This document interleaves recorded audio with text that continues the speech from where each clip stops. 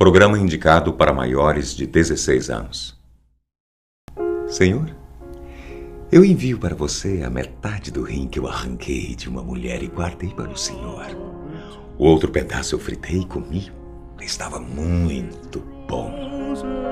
Talvez eu envie a faca ensanguentada que o tirou, se esperar um pouco mais. Assinado? Pegue-me quando puder. A Carta do Inferno. 31 de agosto de 1888. Pelas ruas de Londres, Jack, o estripador, fazia sua primeira vítima. O assassino em série era meticuloso em sua caçada. Ele agia da seguinte forma: agarrava a mulher por trás, tampando a sua boca, e em 2 golpes precisos cortava a garganta exposta. Passava a faca da esquerda para a direita. 2 segundos. E a vítima estava morta. Mas isso era só o começo. Jack, em semanas, à medida que matava, ficava mais violento e cruel. Ele começa a abrir o corpo das vítimas, estripando suas entranhas.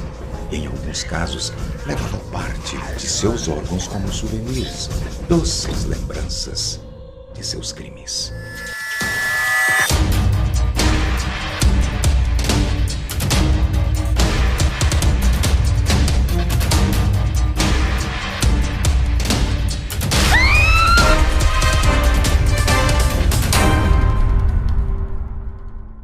Escrito por Hal Wilson, baseado em uma história real.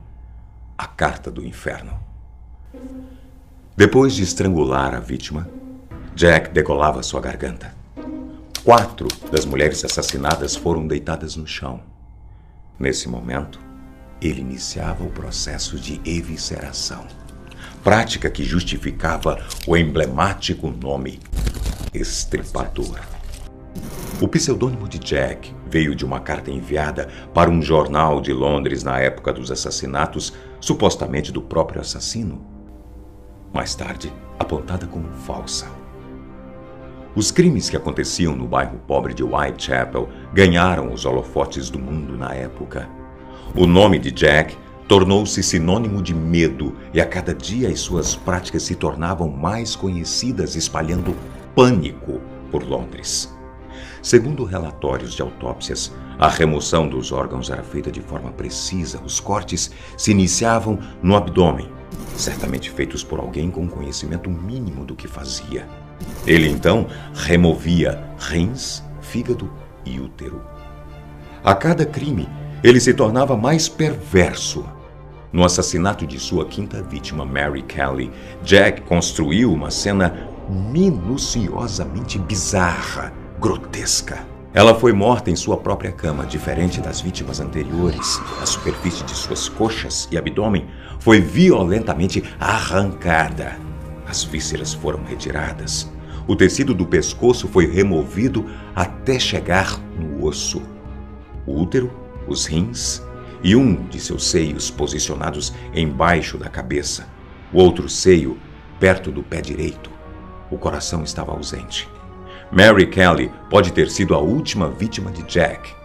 No entanto, muitas histórias apontam caminhos diversos para o futuro desse serial killer. Como, de repente, ele desapareceu sem deixar pistas?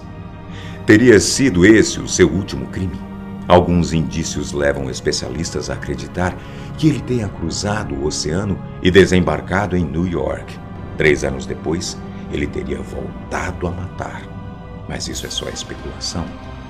Sobre a identidade de Jack e os seus supostos crimes em New York, existem ainda muitos, mas muitos mistérios e incertezas.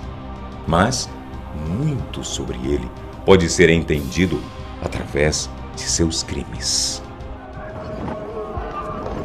Características do assassino.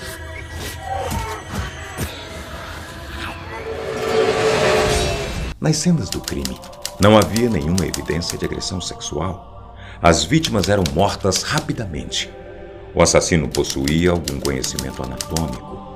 Não foi registrado evidência de tortura física antes da morte. Os crimes aconteciam nas primeiras horas da manhã.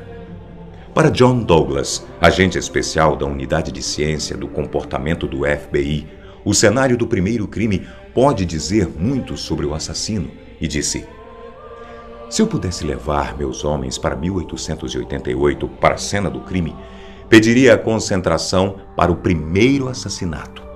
Geralmente, o primeiro é o ponto central. É a área onde o sujeito fica mais à vontade, que pode ser onde trabalha ou mora. Acredito que o assassino voltaria para a cena do crime e ficaria lá fantasiando e revivendo o crime. Para John Douglas, Jack era um assassino frio e oportunista. Por isso escolhia prostitutas alcoólatras. O agente também acreditava que o estripador havia cometido outros crimes que nunca foram atribuídos a ele. Jack era um assassino que tinha um foco em mutilar a genitália feminina.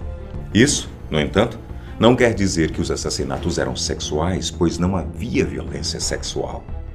No último ano, Russell Edwards, autor do livro Naming Jack the Ripper, aponta a suposta identidade real de Jack.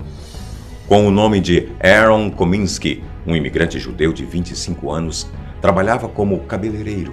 No entanto, o apontamento de Aaron com o verdadeiro serial killer foi duvidoso para outros especialistas do assunto. Bem, com a identidade revelada ou não, essa é só a primeira parte de uma longa história.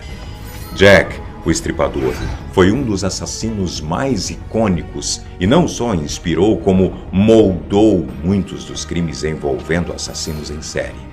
E hoje, 128 anos depois, um novo Jack pode estar entre nós.